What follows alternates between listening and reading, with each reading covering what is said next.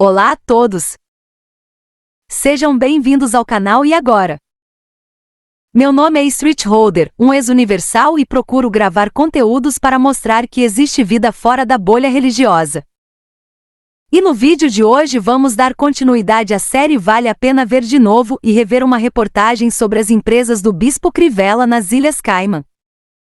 Reportagem retirada do blog do Paulinho e revista Isto É, Marcelo Crivella e as contas secretas da Igreja Universal. Data: outubro 29, 2016. Documentos mostram que o bispo, senador Crivella, PLRJ, seria responsável por empresas que lavam dinheiro em paraísos fiscais. Da Isto É, publicada originalmente em 20 de maio de 2005, por Gilberto Nascimento. Desde 1999, o inquérito na Procuradoria da República investigava as relações de líderes da Igreja Universal do Reino de Deus com duas empresas, a Cable Invest Limited e a Investoldin Limited, ambas com sede nas Ilhas Caimã, paraíso fiscal britânico localizado no Caribe. 6 anos depois, a quebra do sigilo fiscal da Igreja é pedida ao Supremo Tribunal Federal, STF, pelo Procurador-Geral da República, Cláudio Fonteles. O objetivo é investigar a existência de um esquema nos moldes da lavanderia montada por PC Farias.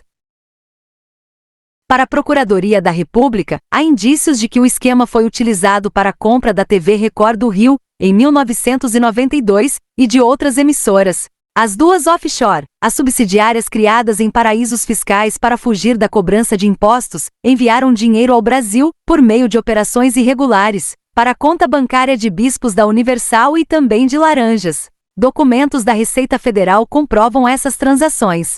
As remessas e recebimentos totalizam 18 milhões de dólares, 44,6 milhões de reais, e comprovariam a evasão de divisas.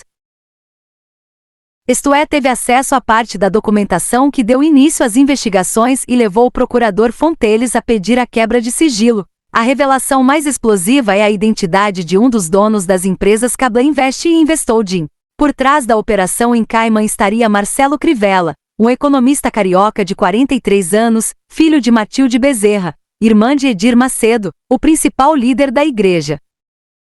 Crivella é bispo da igreja e foi eleito senador pelo PL do Rio, em 2002. Segundo o relatório da Procuradoria-Geral da República de maio de 2003, ao encaminhar o caso para o STF, as investigações realizadas pela Interpol constataram que um dos acionistas da Cable Invest é Crivella. Agora, com a quebra de sigilo, os bancos podem liberar extratos que comprovarão quem é o dono das empresas. Nos papéis obtidos por Isto É, aparecem a assinatura do senador, reconhecida por um cartório de São Paulo. Esses documentos foram recolhidos por ex-dirigentes que tinham acesso à contabilidade da igreja, a contratos de compra e venda, de emissoras de rádio e TV, imóveis e até de uma aeronave, além de declarações de imposto de renda de líderes da Universal. Crivella já depôs este ano na Polícia Federal do Rio e negou ser dono das empresas.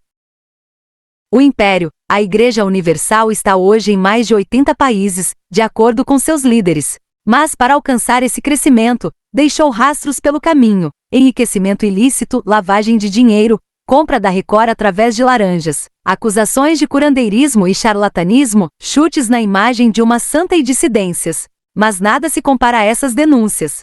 Segundo a Procuradoria, há evidências de como funciona o esquema de lavagem de dinheiro da igreja. Ele passa por uma triangulação entre doleiros no Brasil, as empresas de offshore nas Ilhas Caimã e bancos de investimento no Uruguai.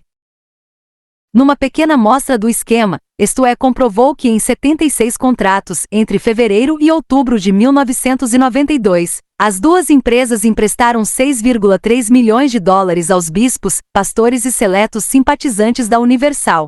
Entre outros negócios, esse dinheiro serviu para justificar a compra da TV Rio. Os empréstimos têm um prazo de 5 anos para ser quitados, mas não há definição quanto ao número de parcelas nem data do início de pagamento.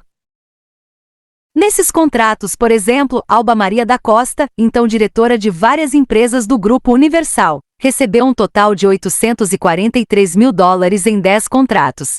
Outros 56 milhões de reais, valores atualizados, em operações já comprovadas pela Receita Federal, foram parar nas contas de chefes da igreja, como os bispos Honorilton Gonçalves, responsável pela superintendência executiva da Rede Record, João Batista Ramos da Silva, deputado federal, PFL-SP, e ex-presidente da Record, e Carlos Rodrigues, deputado federal, PLRJ, e hoje rompido com a Universal.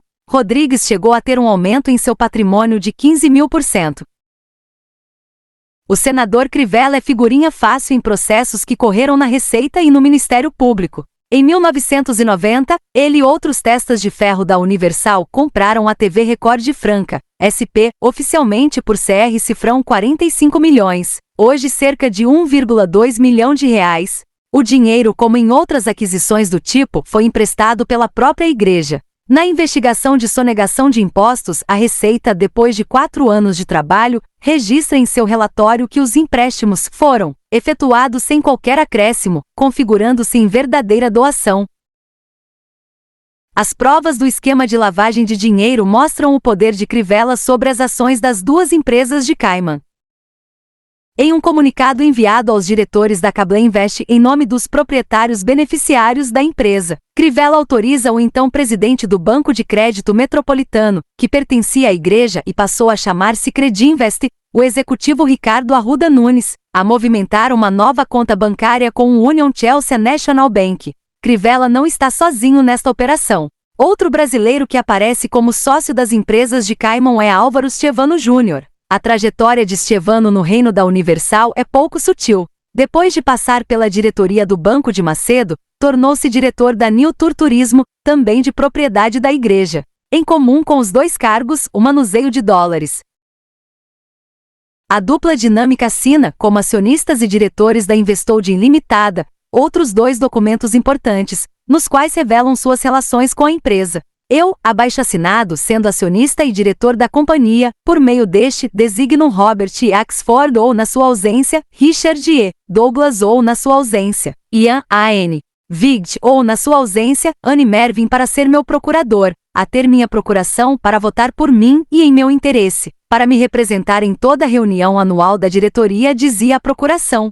Em cada compromisso permanecerá com totais poderes até revogação por parte do designador, abaixo-assinado, por escrito à companhia. O documento dava poderes para votação na aprovação do balanço anual, reeleição de diretores, outros assuntos sobre os quais o designado tenha recebido instruções expressas do designador.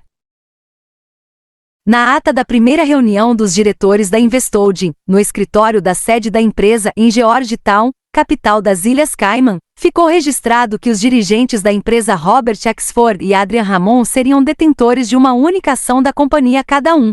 Também que Axford ficaria como presidente, Crivella como diretor vice-presidente e Stevano, diretor-secretário. Posteriormente foi registrado o pedido de demissão dos diretores Axford e Ramon. O curioso é que o nome de Crivella aparece acima do nome do presidente da Investolding num relatório de reunião da empresa. Pelo menos até 1995, a mesma Investolding detinha cerca de 50% das ações do Banco de Macedo. Vai e vem, o caminho de volta do dinheiro ao Brasil também está esmiuçado. Os recursos transferidos para Cayman vinham sendo depositados em agências do Banco Holandês, em Montevidéu, no Uruguai. Os dólares eram depositados em agências do holandês nos Estados Unidos que repassavam um montante à agência de Montevidéu, além de uma operadora de câmbio uruguaia, a Câmbio Val. Lá, os dólares eram convertidos em cruzeiros, com isenção de impostos, e enviados à filial brasileira, nas contas das duas empresas. Pelo menos 7,5 milhões de dólares chegaram ao Brasil através do banco holandês e outros 10 milhões de dólares por intermédio da Câmbio Val, conforme registram dezenas de boletos. O certo é que o dinheiro recolhido em mais de 2.000 templos da Universal voltaram ao Brasil sem pagar imposto e foram para a conta de alguns poucos escolhidos. Essas irregularidades serão apuradas agora pelo STF e podem abalar o império do bispo.